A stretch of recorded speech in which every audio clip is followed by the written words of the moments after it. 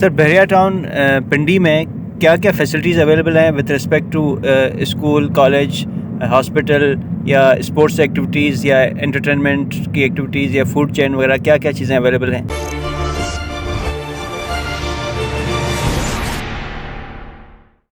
बिस्मिल्लाहिर्रहमानिर्रहीम, अस्सलाम वालेकुम रहमतुल्लाहि व बरकातहू। देखिए जी, आमतौर पे ना किसी भी हाउसिंग सोसाइटी में ये प्रॉब्लम रहता है कि जी उससे निकल के आपको ना करीबी शहर है वहाँ जाके फैसिलिटीज़ मिलेंगी, ठीक है ना। जो गवर्नमेंट के वो ऑफिसेज हैं, कोई कचहरी है, अदालत है, ठीक है ना, वो चीज़ तो नहीं हो सकती किसी भी सोसाइटी में, और बहरिया टाउन पिंडी में भी नहीं है। इसके अलावा हर चीज़ वहाँ मौजूद है, यानी हर चीज़ से मतलब एयरपोर्ट नहीं है। एयरपोर्ट के लिए आपको जो इस्लामाबाद एयरपोर्ट है वही आना पड़ेगा।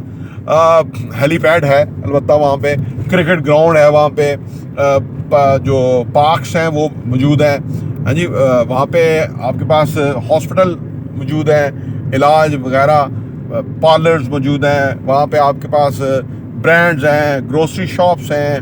हाँ जी, कैश एंड कैरीज जो हैं वो बड़े काफ़ी एक्टिव हैं। अच्छा जी, फिर आपके पास वहाँ पे हर वो फैसिलिटी मौजूद है जो आज के दौर के अंदर इंसान को चाहिए। और अगर कोई नहीं है वहाँ फैसिलिटी, बहरिया टाउन के बात करें तो वो आप ज़रूर हमें कमेंट में लिखेंगे जी ये फैसिलिटी वहाँ मौजूद नहीं है, और वो आप लोगों का फ़ायदा कर रहे होंगे, क्योंकि जो वो चीज़ खोल लेगा वहाँ पे वो कामयाब होगी, ज़्यादा चलेगी बिज़नेस के पॉइंट ऑफ व्यू से, एक आइडिया होगा। पेट्रोल स्टेशन वहाँ मौजूद है, हर चीज़ वहाँ मौजूद है। तो अलगर्ज के एक पूरा शहर है जो कि जिस तरह चल रहा है। अच्छा, माजी में वहाँ ये प्रॉब्लम था कि लोग काम करने के लिए तो यहाँ आते थे, लेकिन रहने के लिए फिर अपने इलाकों में जाते थे वगैरह। अब वहाँ पे एक बहुत अच्छा चीज़ हो गया। मेरे काफ़ी सारे दोस्त हैं जो जिनकी रिहाइश भी वहाँ है और बिज़नेस भी वहाँ है। मैं अभी गोरी टाउन में रहता हूँ, आने वाले टाइम में मैं भी उधर ही आ जाऊँगा। उससे क्या फ़ायदा होता है? उससे फ़ायदा ये होता है कि आप जो ना एक अच्छी ज़िंदगी इंजॉय करते हैं, आपका वक्त बच जाता है। ट्रैफिक में फंसना कोई आसान नहीं है। कभी आजकल हमारे यहाँ तो आपका आबादियाँ बढ़ गई हैं, इश्यूज़ भी बहुत हैं, कभी फलां हड़ताल है, कभी कुछ है, कभी कुछ है। तो वो ना बड़ी एक खौफ व हरास फैलता है, क्योंकि इतने सारे लोग निकलते हैं और फिर एक जगह से दूसरी जगह पहुंचना होता है, तो उसके अंदर खासी वरीज होती हैं बंदे की ना। तो ये जो अगर आप उसी एक ही एरिया में रह रहे हैं और वहीं पे आपका कारोबार हो, तो इससे ये बहुत बड़ी अल्लाह की ब्लेसिंग है कि उसकी वजह से आप और मसाइल से बच जाते हैं। हाँ, ये बात बिल्कुल मैं ये समझता हूँ कि किसी भी शहर में जो भी फैसिलिटीज़ अवेलेबल हैं, या वो कोई हतमी नहीं है। यानी अगर कोई रेस्टोरेंट है, जितने भी हैं, तो वो कोई ख़ास वो ये रेस्टोरेंट नहीं है कि भाई कोई हरफ़े आखिर हैं, अच्छे रेस्टोरेंट अभी आने वाले हैं, आएंगे। अगर कोई कैश एंड कैरी की शॉप्स हैं तो वो जो क्वालिटी दे रहे हैं उसके अंदर बेहतरी की गुंजाइश मौजूद है। हॉस्पिटल है तो बेहतरी की गुंजाइश मौजूद है जी। बैंक्स हैं, पेट्रोल स्टेशन है, तो वो बेहतरी की गुंजाइश मौजूद है और वो ज़रूर होगी।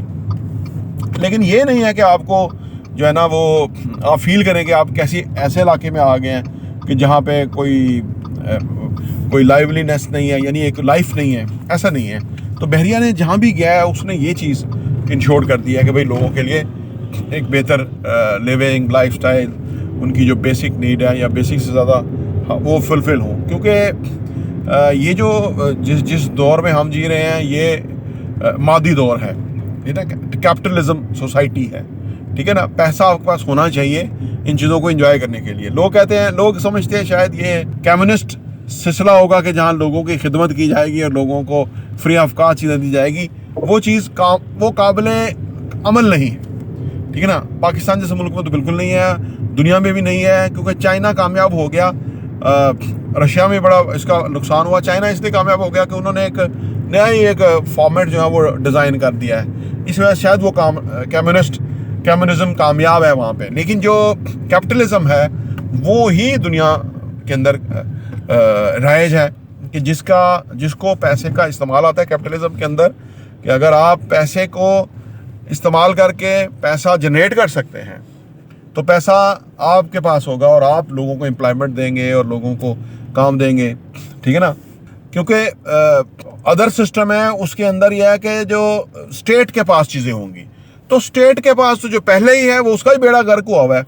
देखो ना, शब्बर ज़ैदी ने कहा कि 23,000 मुलाजमीन है FBI के अंदर, और वहाँ मुझे सिर्फ 5,000 चाहिए क्योंकि बाकी 18,000 जो है वो आते हैं, दफ्तरों में बैठते हैं और वो उसका मुआवजा तनख्वाह लेते हैं, और उसके बाद जो मुझे टैक्स आना है, शबरदस्त ने कहा, मतलब इन अदर वर्ड्स कि जो मुझे टैक्स आना है उन्हीं के पास पहुंच जाते हैं और कहते हैं आपका लाख रुपए टैक्स है तो हमें 10,000 रुपये दे दें, 90,000 रुपये आपकी बचत है।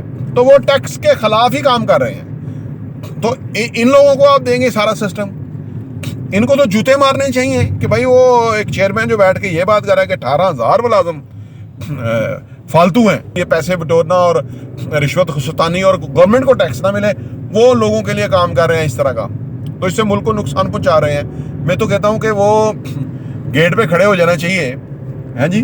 और जो 18,000 आते हैं, वो 18,000 में से वो 5,000 ठोक बचा के अलग कर लेने चाहिए और बाकियों को तो सीधा जेल भेजने चाहिए, या उनको तो फिर रिक्रूटमेंट पे आना चाहिए, या तो उनके फिर असासे चेक करनी चाहिए, या तो उनका ये पता करना चाहिए ये क्या थे और क्या है जी। ये तो एक अदारा है ऐसा।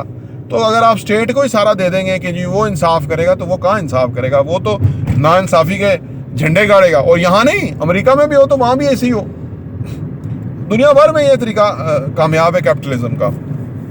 तो उसके अंदर अगर आपके अंदर एबिलिटी है तो आप ज़्यादा कमा सकते हैं, और अगर आपके अंदर एबिलिटी नहीं है तो उसको पैदा की जा सकती है, आपके लिए भी अपॉर्चुनिटीज़ हैं तरक्की करने के। तो ये बहरिया का जो मॉडल है वो इस बेस के ऊपर चलता है, ठीक है ना। यहाँ पे जो लोग रह रहे हैं वो पोटेंशियल लोग हैं, उनके पास पैसा है और उनको एक अच्छी लाइफस्टाइल मैसर है, और जो नहीं रह सकते वो शिकायत करते हुए नजर आते हैं कि जी वो 5,000 रुपये मेंटेनेंस फीस लेते हैं। इसका मतलब है कि आप यहाँ रहने के लिए एलिजिबल नहीं है। अगर आपने वो 5,000 रुपया महंगा लग रहा है तो आप फिर उस कम्युनिटी में जाइए कि जहाँ पे कोई मेंटेनेंस नहीं है, गंद कूड़ा पड़ा हुआ है और लोग हैप्पीली रह रहे हैं, तो वो आप वहाँ चले जाइए, ठीक है ना। तो ये अपना वो सोचने का अंदाज है कि यहाँ पे वही जो अफोर्डेबिलिटी।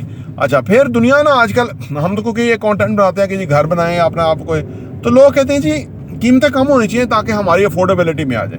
भाई दुनिया, आप अपना मुल्क खोल लें कोई अलग, जैसे जिम रोन कहता है कि आप you start your own state अपनी रियासत आप खुद खोल के शुरू करें जहाँ लोगों को आप सस्ती चीज़ें फराहम कर सकें, क्योंकि जो दुनिया में है वो तो फिर वो नहीं होने वाला, वो तो वही चल रहा है जो दुनिया में है। तो लिहाजा आपको अपनी आमदनी ही बढ़ानी पड़ेगी, अपने आप को क्वालिफाई करना पड़ेगा कि आप वो चीज़ें फैसिलिटीज़ अफोर्ड कर सकें, इंजॉय कर सकें कि जो आपको चाहिए, और उसके अगेंस्ट आप पैसे दे सकें। तो टैक्स, जिम रॉन तो ये कहता है कि वो बच्चों को भी टैक्स देना चाहिए कि वो अगर रोड पे साइकिलिंग करते हैं तो उनको टैक्स देना चाहिए, सो दैट कि नथिंग इज़ फ्री। उनको रियलाइज हो कि भाई जो फैसिलिटीज़ वो एंजॉय कर रहे हैं उसके अगेंस्ट उनको टैक्स देना है। तो अमेरिका खैर इसलिए तो एडवांस माशरा है कि उनकी सोचें जो हैं वो मुख्तलिफ हैं। हमारे यहाँ तो वो उनके अंदर ही FBR के अंदर ही टैक्स खाने वाले मुल्क का बेड़ा गर्क कर रहे हैं, और उनको तनख्वाहें भी मिल रही हैं, सीटें भी दी हुई हैं, AC भी लगे हुए हैं, और मुल्क का ही नुकसान कर रहे हैं। बाहर वाले लोगों से वो कैसे टैक्स लेंगे?